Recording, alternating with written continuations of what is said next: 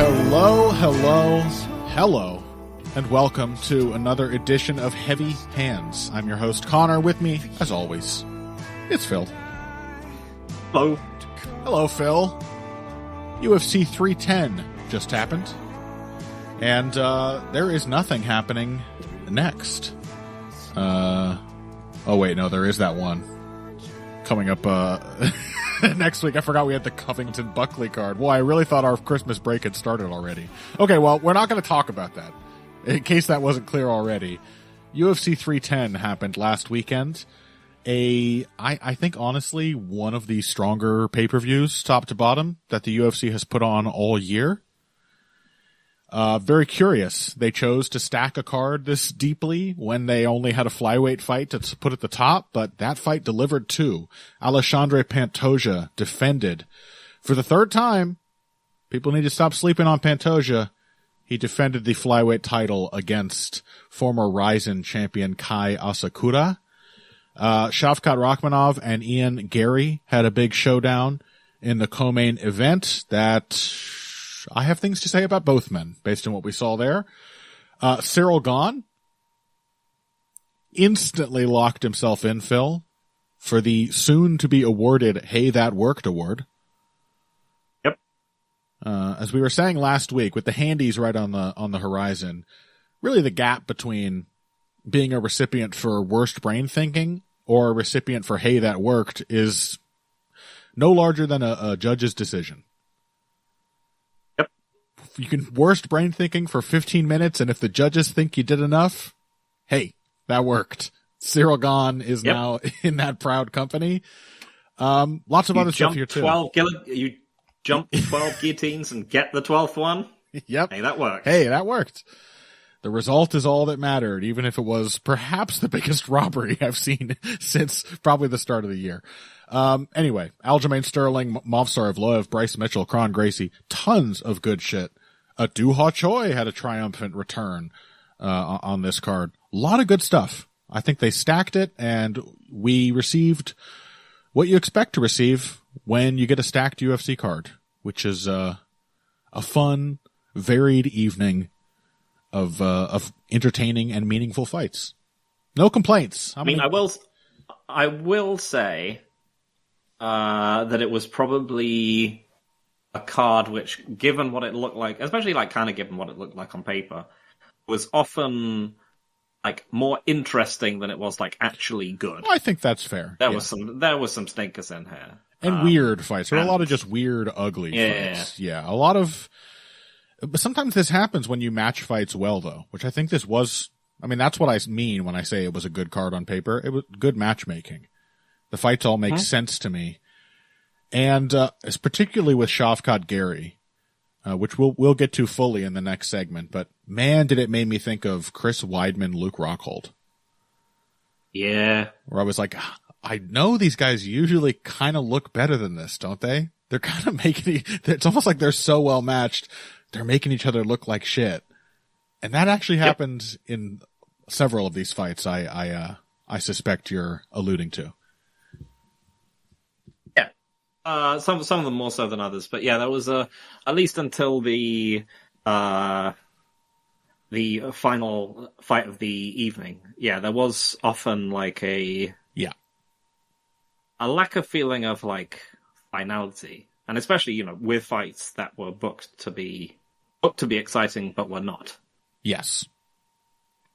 Yeah, but interesting nonetheless, right? Still a good one to talk about, no doubt. Yeah. And let's begin that in earnest here with the main event. Alexandre Pantoja, Kai Asakura.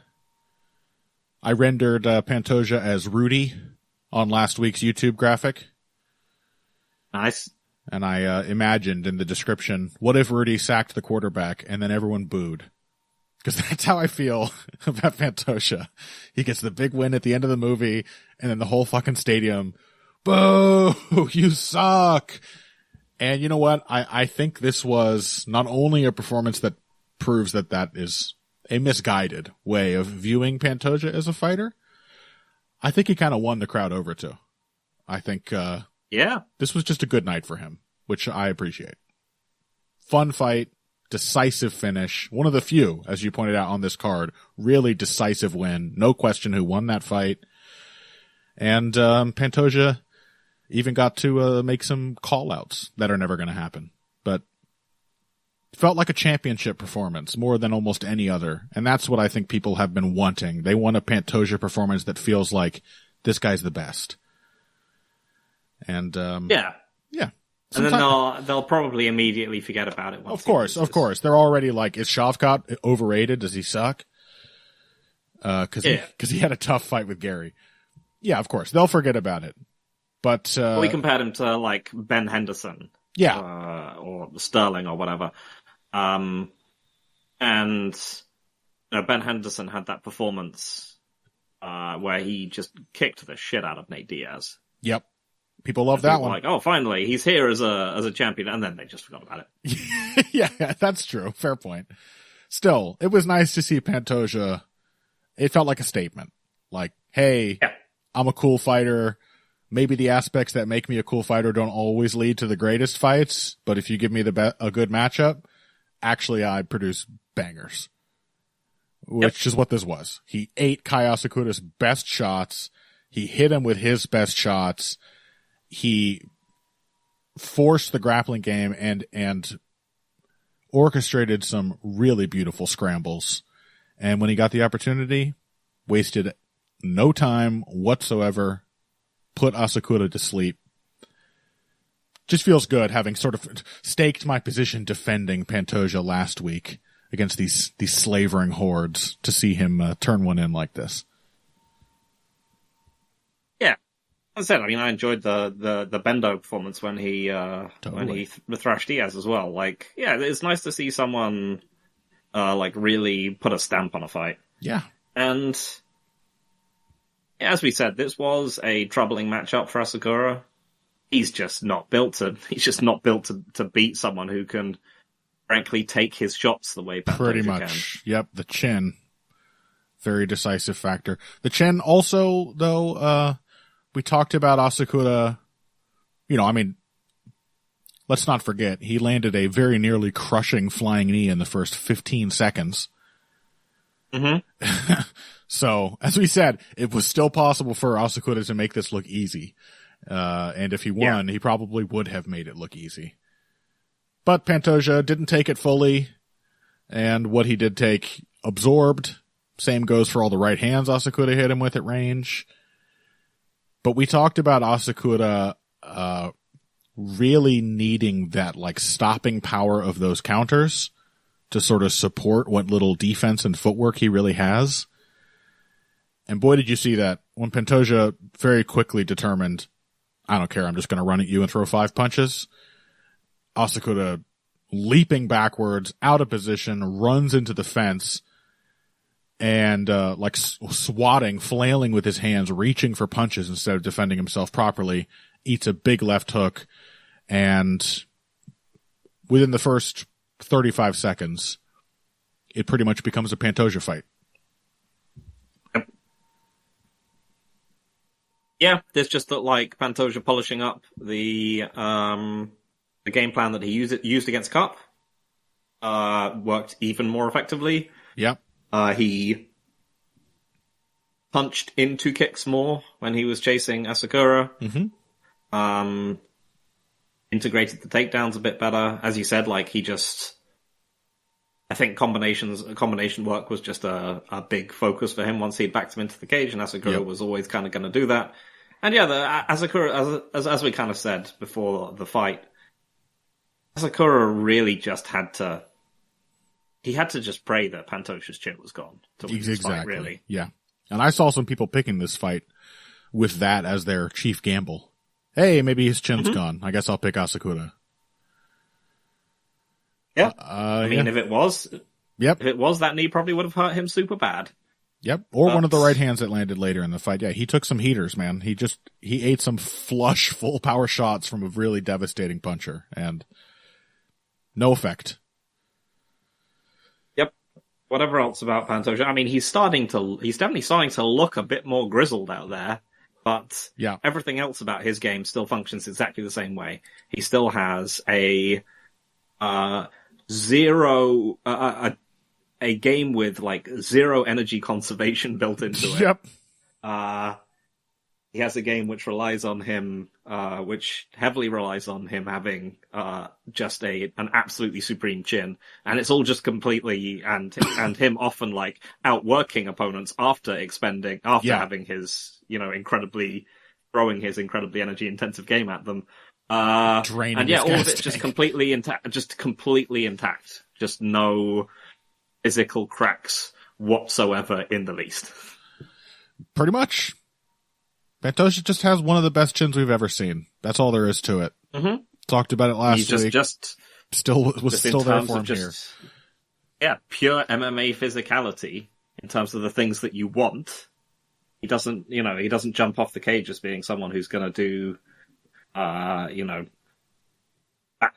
and looks incredibly fast. But I mean, really, most of the time in MMA, you just want to be a super durable hoss. Yep. And that is who can just keep going and going, and that is absolutely what Pantoja is. Yeah, tough. Pantoja knows he's tough. He's willing to expend his toughness to hide behind it. Not in a cowardly way. He's willing to lean on it.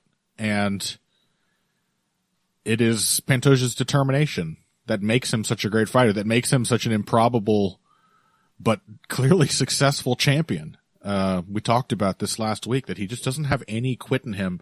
Obviously it helps when your body has no quit in it either. But I got to assume there is some, I don't know, I'm thinking like, I'm jumping ahead in my mind to Sterling Evloev. And that's another fight where it's like, both guys get tired. One guy just does not allow it to affect him. And it kind of makes the difference. It's not the only factor that played out, that played a role in that fight, but it is just a thing it's hard to analyze, I suppose. And I think people don't talk about it as much. Once you get into the serious analytical side of fighting, you stop talking as much about the basic shit, the hand speed, and this guy has a great chin, and this guy hits really hard. You start trying to look for the supplementary skills and the details that make these things work. At the end of the day, though, like, it is a fight, and just being insanely fucking tough and soaking up damage, and not just like in a survival way, like that dude who fought Sean O'Malley, whose name I've forgotten, Chris something. Moutinho. Moutinho. Not that kind of toughness, like leveraging the toughness to create winning chances. As I said, leaning on it, thrusting it out there as a shield. I can charge you down because I can take what you got. It just gives Pantoja a very rare feeling of determination that I really respect and appreciate. Adrikas has this too. Like, I think they really are fantastic fighters to compare. They're both super messy. They're both insanely tough. They both get really tired but keep pushing regardless, so they may as well not be tired. It's just that Pantoja is a much, much better grappler. But really, like, if you like Drikas, you should like Pantoja. And I love them both. I have a great time watching these guys fight. Yeah, I mean, I thought one of the major stories of this card was where people are in the confidence curve of their careers. Because, Pantoja is still improbably at the peak. Yep. But, we saw other guys like Duho Choi or Dominic Reyes sort of returning from the bottom. Mm-hmm. And we saw, Anthony Smith, pretty clearly going down the last slide. Yep. And we saw Cyril Gahn. Yep. And we saw Chris Weidman. But yeah, there was lots of like illustrations of what reaching that apex in terms of your confidence can do for you. Yep. And what happens when it's not working? Like, what happens when Cyril Gahn loses the confidence in his rather limited game and tries to be a more three-dimensional fighter? What happens when Cyril Gahn thinks, I have to be creative now? I'll tell you what happens. A fucking heel hook. But we'll talk about that in a moment. In fact, we may as well jump over now. As impressive as it was, and as wonderful a look as it was for Pantoja, there's not a whole lot more to say about it. Because like I said, it just came down to, can he eat the shots? Yes. Is he going to use that fact to put the pressure on and start dominating? Yes. And he did that. Yeah. I mean, I would say, I would really love to see Mighty Mouse fight him, even if... Oh, it'd be awesome. Yeah. I would love to see them do that if the investing in flyweights thing isn't just a one-off. I did also hear, as you may have heard, that, I don't know if it's true, that Horiguchi reached out. Yeah. And they said no, which sucks. Well, the thing is, Horiguchi and Pantoja are teammates, so they wouldn't fight for the belt anyway, presumably. Mm-hmm.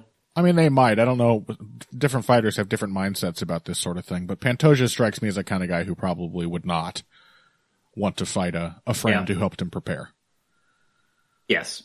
But I would love to see Pantoja DJ. It would be totally a genuinely thrilling matchup. Totally. Just think of the grappling you would see in that matchup. It'd be so awesome.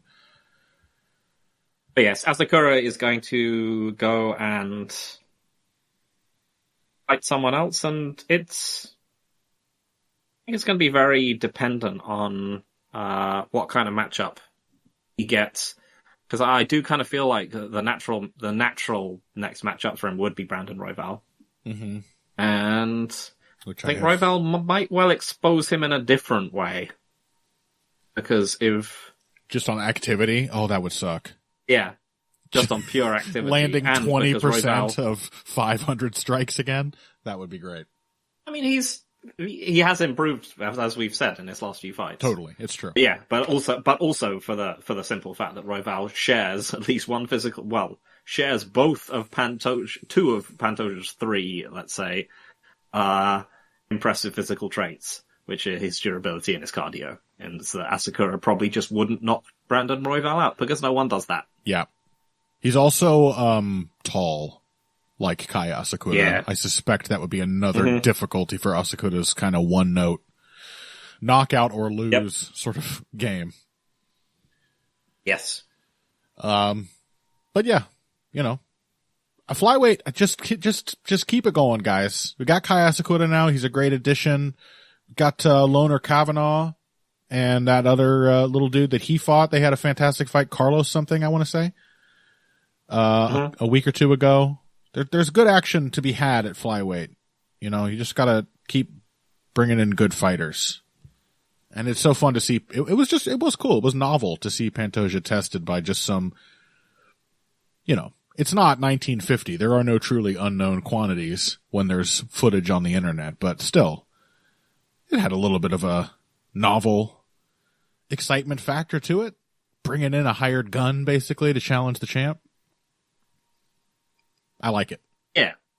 Yeah, it was cool. All right, well, let's break our first segment there, because there's a lot of stuff to squeeze into the rest of the show. Next up, of course, though, the co-main event between Shavkat Rakhmonov and Ian Machado Gary. We are going to talk about that. Cyril Gane versus Alexander Volkov 2. Aljamain Sterling, Movsar Evloev, Bryce Mitchell versus Kron Gracie, Duho Choi versus Nate Landwehr, etc. after this.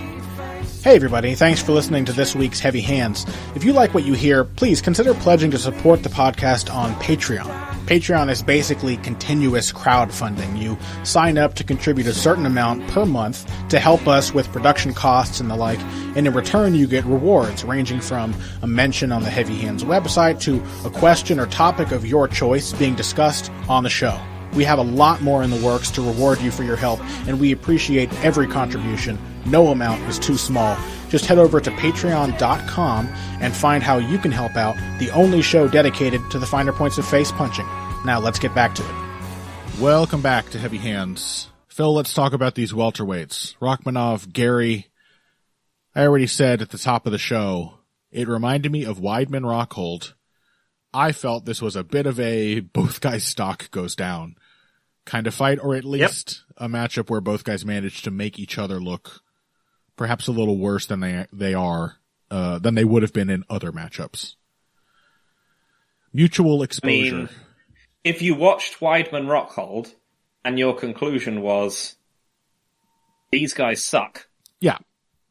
you would have actually been correct from that point onwards. Yeah. So They wouldn't win much after that. Rakhmonov and Gary are done, is what you're saying. That's the end. They've been broken by each other. They came together for whatever it is, a total of 33 undefeated, Yeah. 18 and 15 or something wins like that. without a loss. Yeah. And now they're both just going to go on gargantuan losing streaks and wash out instantly. It would be pretty funny in a very depressing way. I don't think that's the case. I do think that some problems that were already evident were underscored by this matchup for both guys. I would say I do tend to agree with people who say this is kind of a worse look for Rakhmonov than for Gary. I don't agree that this was a good performance by Gary, as some people were saying. No. The thing is... No, absolutely not. The thing is, because he's now had some really underwhelming performances, I've found that now people are using the Page fight as a barometer. So if that's what you're doing, and you would look at this, you'd be forgiven for saying that was a much better fight from Ian Gary. Correct. But Ian Gary can handle this matchup much better than he did. He's capable of it. And the fact that he didn't, that he struggled in the ways he struggled, it's not hard to fit some of that evidence into my already existing theory about what's wrong with Ian Gary as a contender. I don't consider it a good performance. I think that would be, knowing how good he can be, going back and watching the Daniel Rodriguez fight, or the Gabe Green fight, or the Song Kenan fight, then you look at this and you can't really say it's a good performance from Ian Gary. He struggled. He struggled really hard. Yeah, what is your overarching theory on Ian Gary? Well, it's a lot of little pieces that we have talked about, watching him progress through the UFC. I think the thing that really stood out to me here, and this is something that applies to both guys, are the limits of being a lengthy fighter. Mm-hmm. This is a problem that happens to lots of tall fighters, because you sort of grow out of growing. Develop, technically speaking. If you're tall early in your career, then your sparring partners and your opponents, whether it's amateur or pro, they're pretty much all going to be smaller than you. You're in the upper percentile of height, and there's a reason that people talk about height and reach so much. They are tremendous advantages. And, it's like being a super heavy puncher when you're a young prospect. And it's it's super understandable when those guys don't get better with their punching form or with their setups or whatever, because it's been reinforced many times early that if they land the shot, they'll win. Guys like Ian Gary and Rakhmonov to an extent too, tall guys, long guys, they tend to develop lazy defense, lazy footwork, and just kind of lazy thinking from range. Because they are accustomed to simply being able to touch people from a distance where they can't be touched back, and to take their time and choose their shots.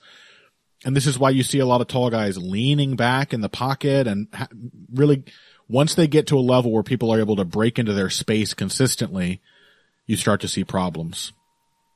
I don't think Gary collapses like that defensively. He can hold it together.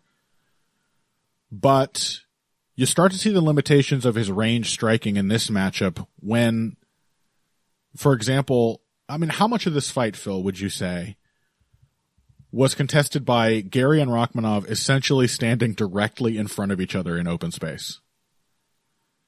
Yep. I would say the 40% of it that wasn't clinching was about 90% that. Yeah, I was going to say, this fight was 40% clinching, 40% nothing. And, 20% grappling on the ground. So this is the analogy I use. I'm writing about this problem actually right now on my Substack. The analogy I used is Well, hold on. Let me lay a little more groundwork. So Gary's used to being long and tall. This also made him potent as a young man. You know, he was a finisher. And he was crushing people. He would break them down and just snipe them. And now it's very clear. He has found that he's risen to a place in the division that not only selects for people who are also built like Ian Gary. There's just lots of tall and long guys in the top 15. But also for people who are, like Jeff Neal, blazingly fast and powerful to make up for lesser stature, or like Rakhmonov, fast and powerful and big. So now Ian Gary gets into this matchup, a guy who's built like him. He has no clear reach or height advantage, but Rakhmonov is clearly the harder puncher. What is the approach a guy like Gary, given those conditions, what is the approach he should take to Rakhmonov at range? And the analogy I used was that standing directly in front of Rakhmonov, trying to basically step straight in and land a jab and then get back out, that's like being in a police standoff, and the guy is holed up inside the bank with a shotgun pointed at the door. And you mosey up to the door with a megaphone and a handgun and kick the fucking door down. Bad plan. Right? You would agree. Bad plan. Mm-hmm. The dude's ready, and he hits harder than you. So I was questioning through this entire fight, where is Gary's footwork? Why is he not trying to pry open the stance of Rakhmonov? Why is he not trying to create avenues of entry from angles? Where are the feints? But what he really needed was a more positional approach. And he did kind of get there. This is the other thing that makes this a much better performance from Gary, more credible performance from Gary than from Rakhmonov. Gary made adjustments in this fight. I got to give him credit for that. He started ducking the right hands that were a huge problem early. He took power off his own shots and upped his volume. And even if it was still often very aimless, he started moving his feet a lot more. At the very least, he made Rakhmonov reset more later in the fight. But it took him a long time to get there. And that's what made me think, oh, it's not instinctive for you to think we have the same reach and you're dangerous, so I'm going to have to sneak in the back door. That thought did not occur to him. So that's my theory. Gary was hampered at some point in his development being a tall guy, and now he's at a level of competition where those flaws are really starting to hurt him, and I'm not sure he recognizes the problem just yet. I don't think it's unfixable. I still think Gary's a smart fighter. But it looks like basically classic tall guy problems to me. Yeah. So here's a question which I've been kind of asking myself after watching this. How often do either Ian Gary or Shavkat Rakhmonov initiate exchanges? Initiate exchanges? Yeah. Like, I mean, not just in this fight, as a whole, as actual fighters. Mm-hmm. Because naturally, because this is a fight I don't think I read particularly well. Not really. I think it was a tough one given to read. What it turned out to be. It was a tough one, to be honest, yeah. But, because that for me, I think that's the one that's the thing that might be the difference. Mm-hmm. How often do Ian Gary and Jeff Neal actually initiate exchanges? Shavkat Rakhmonov, you mean? Strikes. Sorry, with Ian Gary or Shavkat Rakhmonov initiate exchanges with strikes. Yeah. And, especially, it seems like it's one of these things where it seems like an insane thing to ask, especially if, like, Shavkat Rakhmonov, you're like, oh, he's super aggressive, he just breaks people down, clinches them, beats them up, takes them down, puts them on the floor, blah, blah, blah. But, it is important to always, catch the first node. Yeah. And does Shavkat Rakhmonov attack in the first layer all that much? I think the answer is actually no. Because I remember back in the day when I used to play Tekken in the arcades, there was this guy, and he used to have this reputation for being really aggressive. And this is because as soon as he got into an exchange with someone, he would do a very low risk, low reward attack to stop whatever pressure they were doing, and then would immediately get his own. Yeah, exactly. He would immediately do a low jab or something like this, and he would break their rhythm, and then he would immediately mix them up. Yep.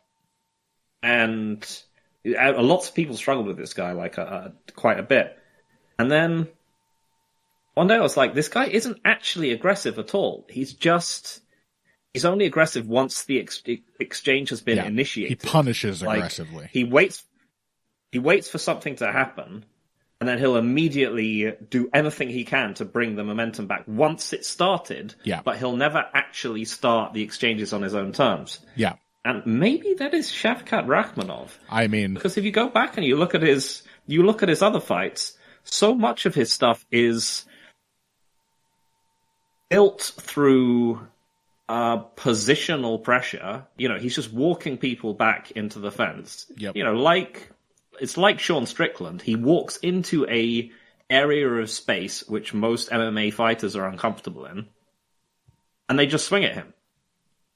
And then if they don't, if they just keep backing up and moving away, eventually he'll mostly do one or two things, which is he'll either try and boot them in the head.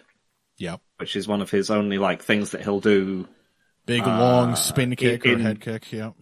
Yeah, to initiate on its own term. Or he will just run into them. Yep. And that's the thing, is that I felt that in this fight, he moved into the Sean Strickland zone, which everyone hates. And you could see, for example, Jeff Neal. Jeff Neal gets put in that space, and then immediately he either, thinks he's got a close distance on his own terms on the big tall guy, and he rushes forward and he clinches up with Shavkat himself, or he just starts throwing.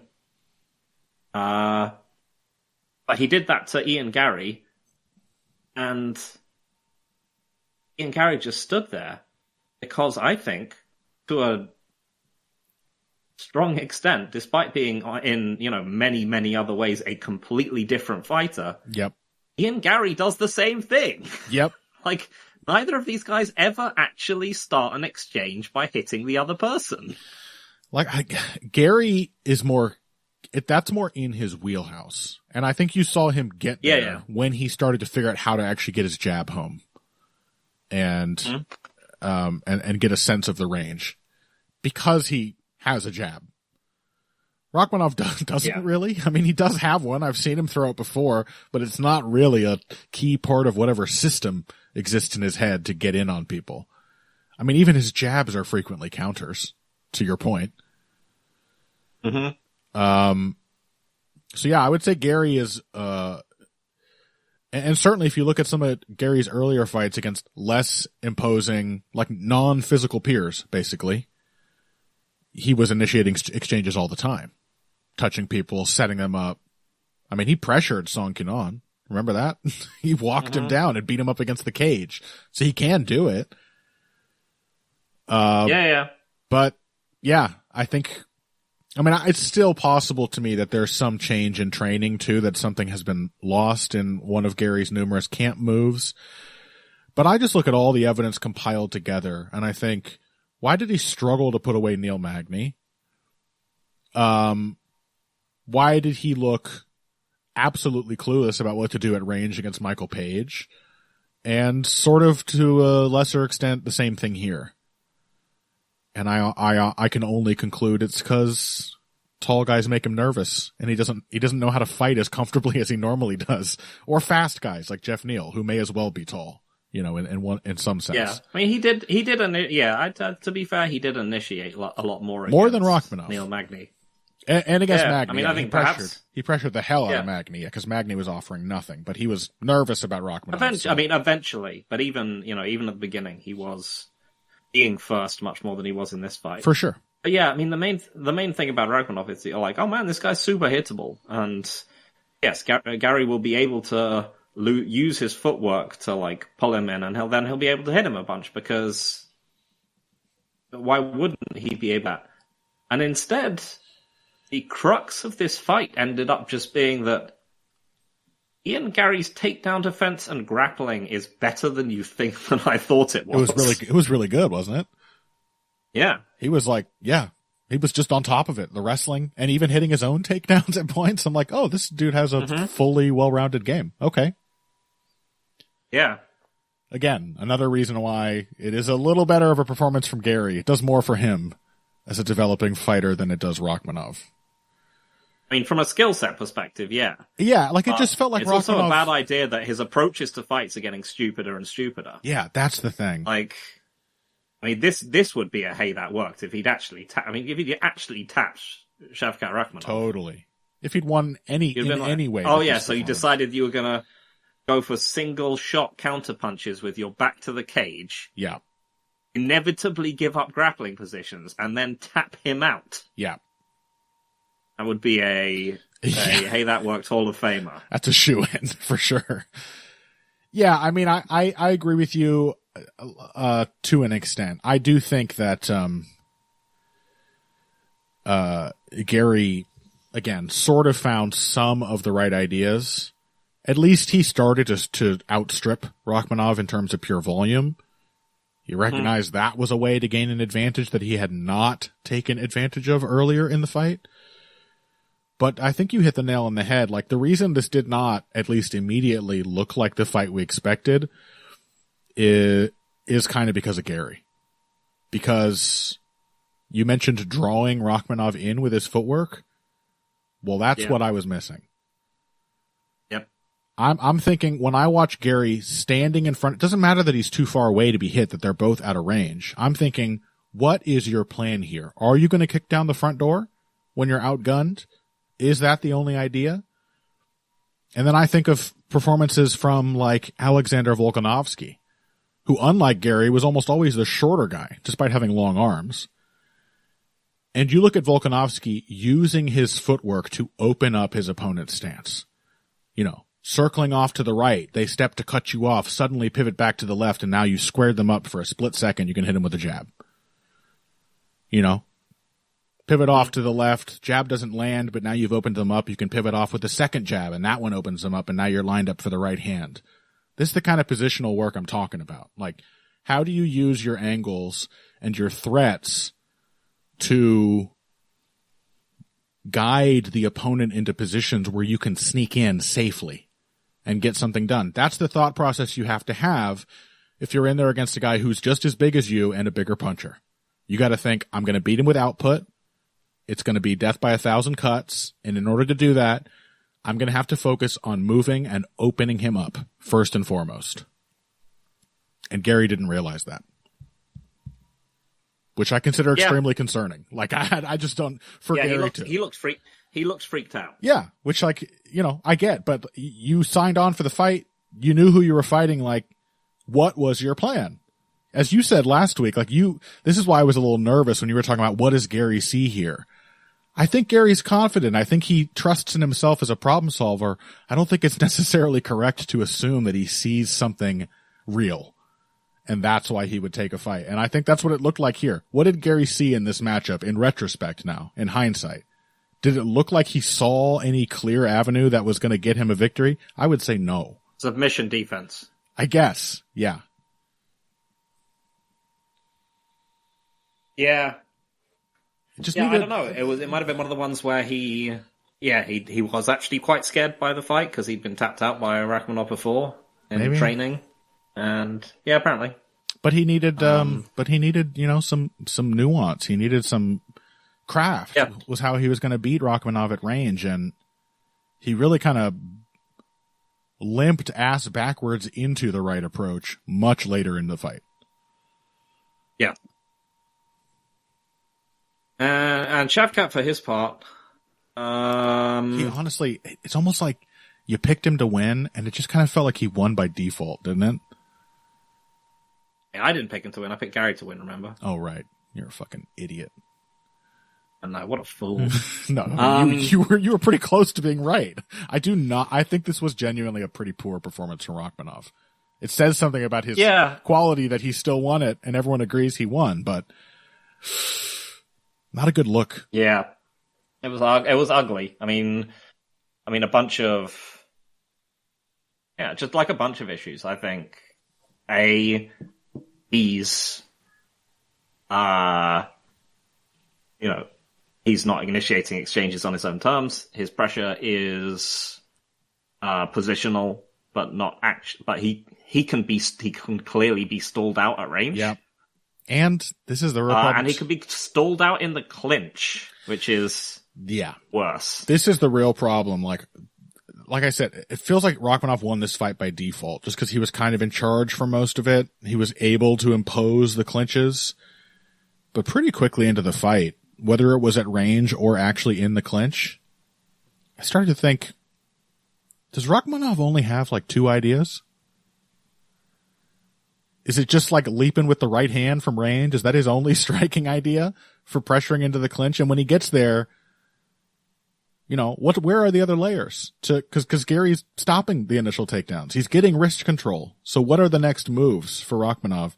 I don't know. You got to see a massive part of Rakhmonov's game essentially completely neutralized.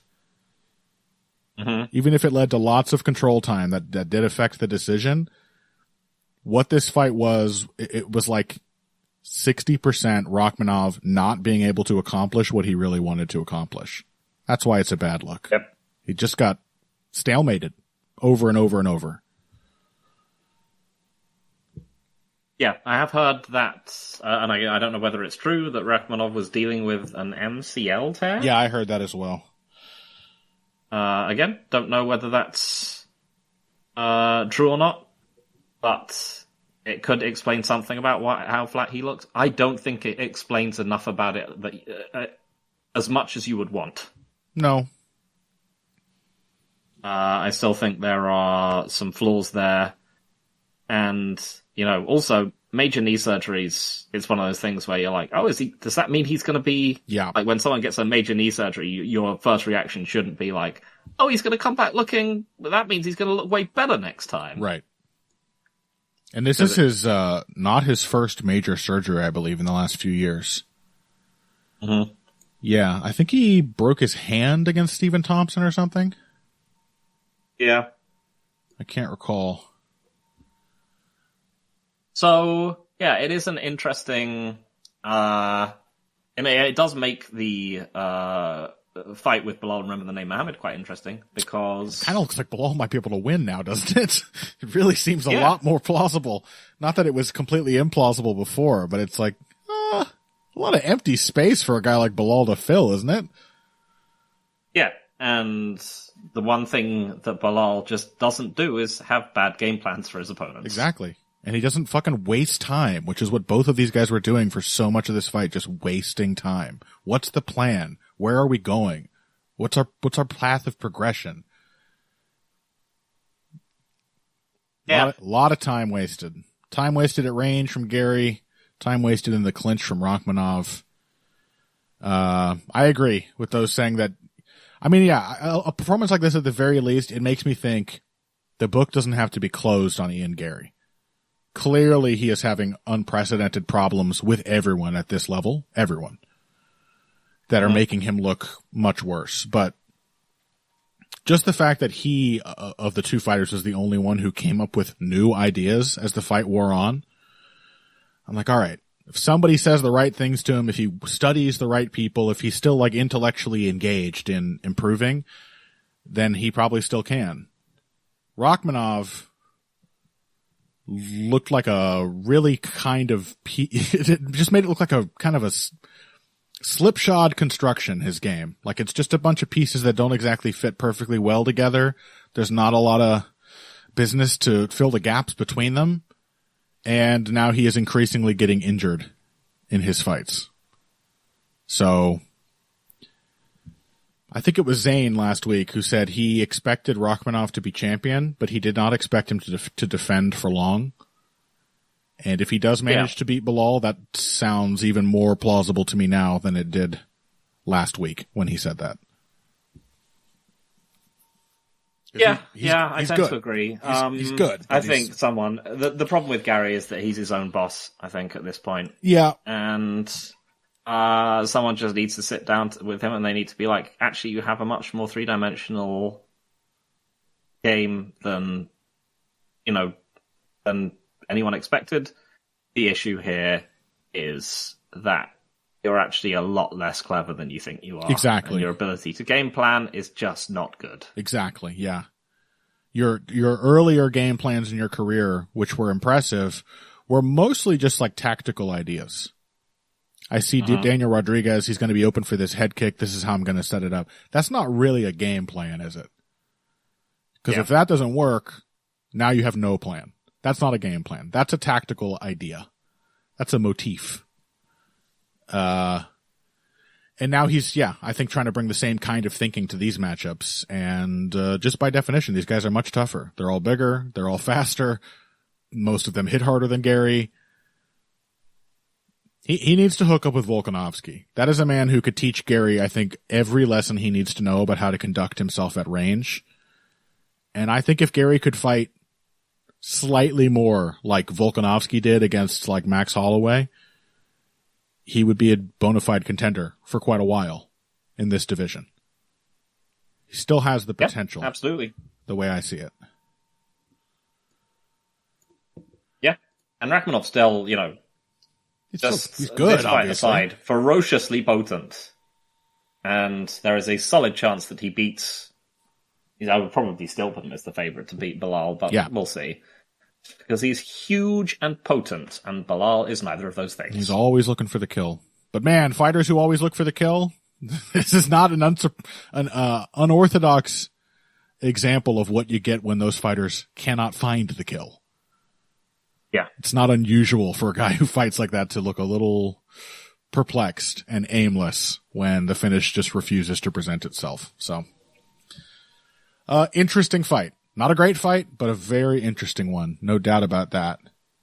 Let's call the segment there, I suppose. And when we come back, we're going to cram some things in. I think we're going to talk about Sterling Evloev first, correct the UFC's bout order mistake on this undercard lineup.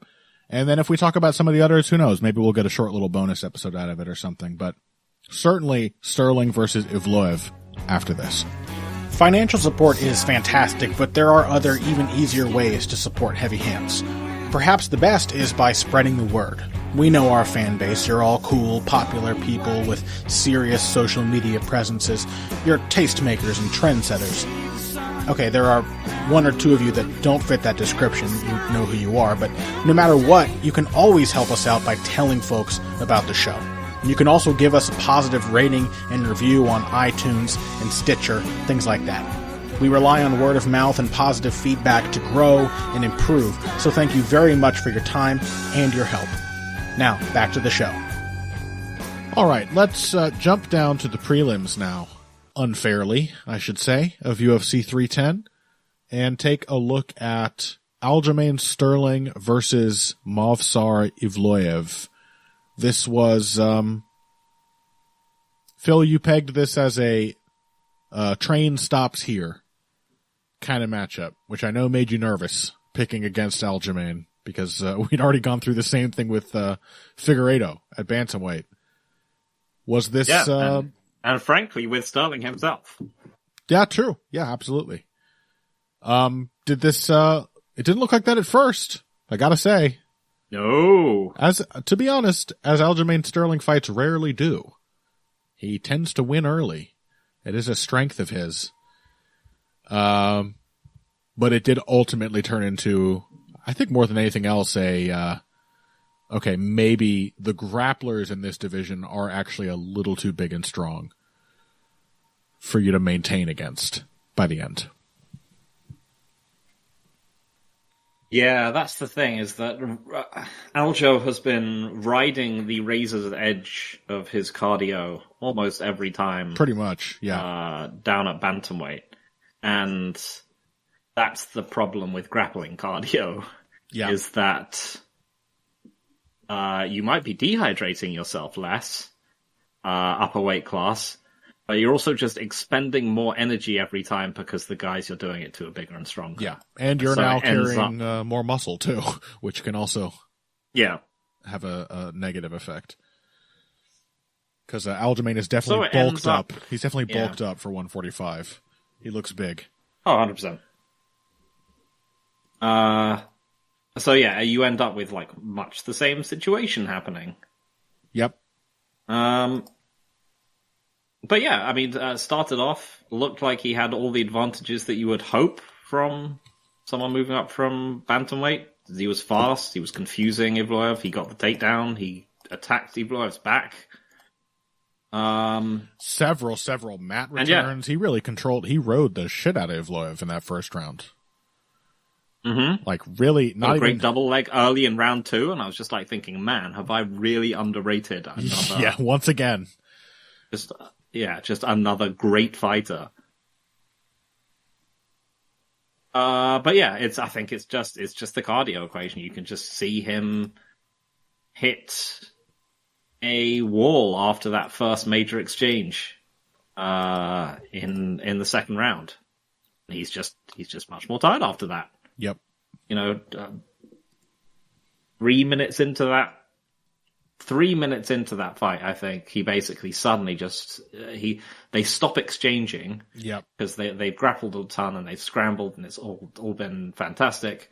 And then he throws a whole bunch of punches to back Evloev up, and he steps back and he takes a breath, and you can see him just be like, "Oh yeah, that was pretty tiring."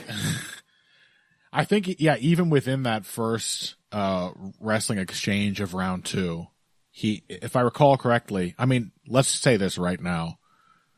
This was what you want to see when two grapplers square off. This was a really entertaining grappling match. Once really undercut the already short-sighted decision to put Bryce Mitchell-Kron Gracie on the main card over this, because this would have been a vastly more satisfying grappling feature for the main card.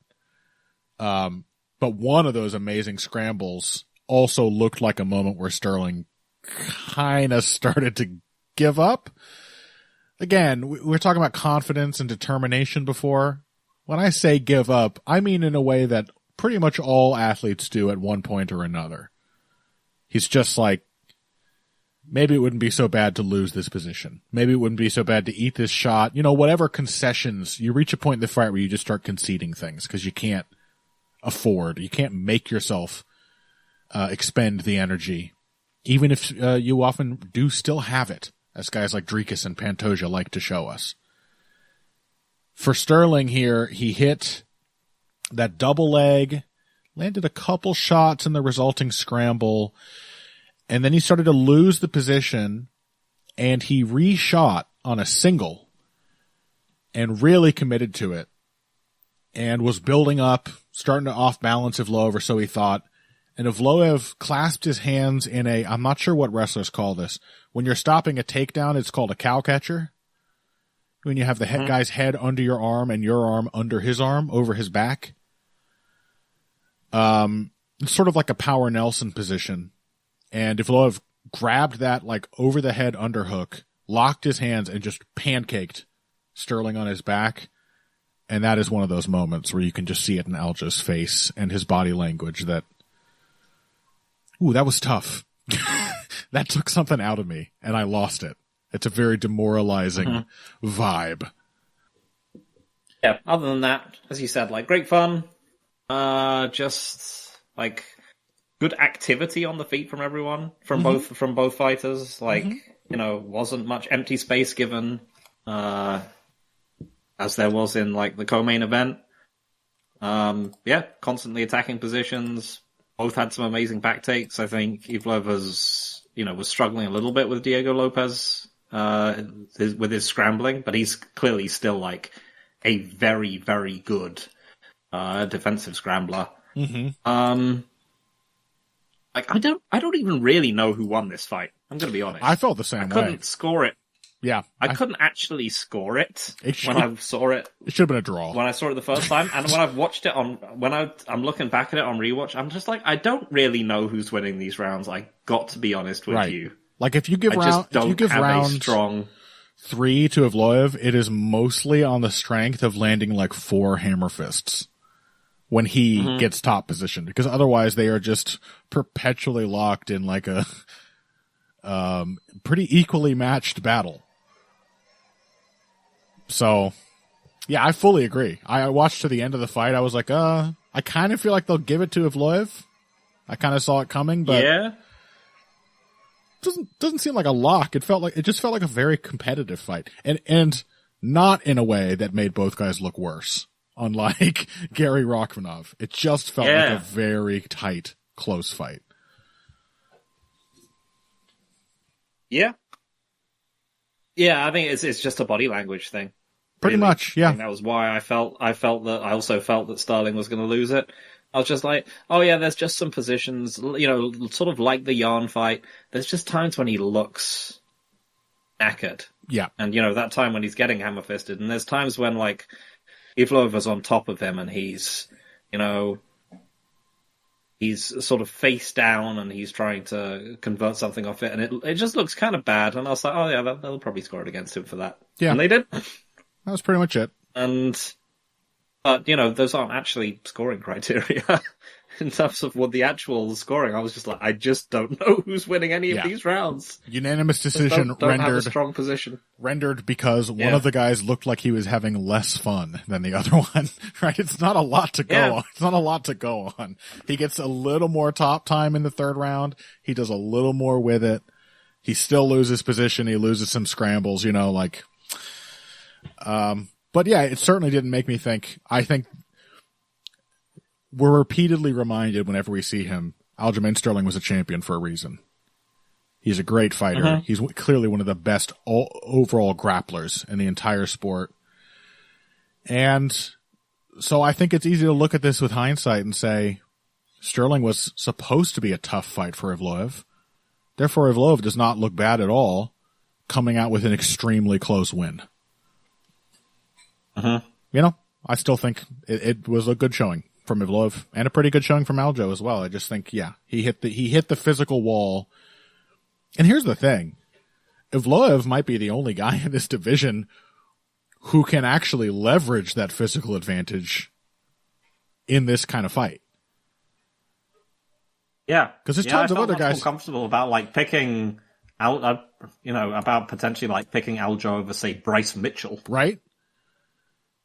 Yeah. And Bryce is one of the other ones who would be tough, But really, the division is not entirely grapplers. And guys being big and strong enough to counterbalance whatever cardio advantage Aljo might have gained in moving up will not necessarily be good enough at grappling to actually use that advantage as Evloev was here. Evloev had to go through a lot of guys would have gotten finished in that first round.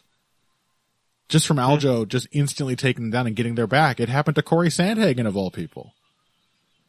Could happen to some featherweights. So I think, weirdly, a both guys stock goes up fight for me, unlike the co-main event.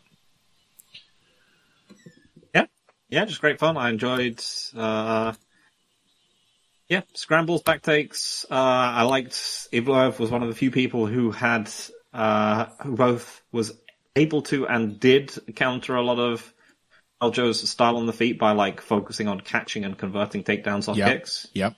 I think that notably Henry Cejudo refused to do. Yeah. Was one of his bigger shots of the fight too. He landed a big right hand off a caught kick and then turned that into a takedown in round 3. Yep. Just a lot of fun. Good fight. Yeah. No argument here. Overall though, UFC 310, a lot of interesting results, plenty of fun fights, plenty of bad ones, but a few of the bad ones were really weird and even more interesting and perhaps more entertaining for that.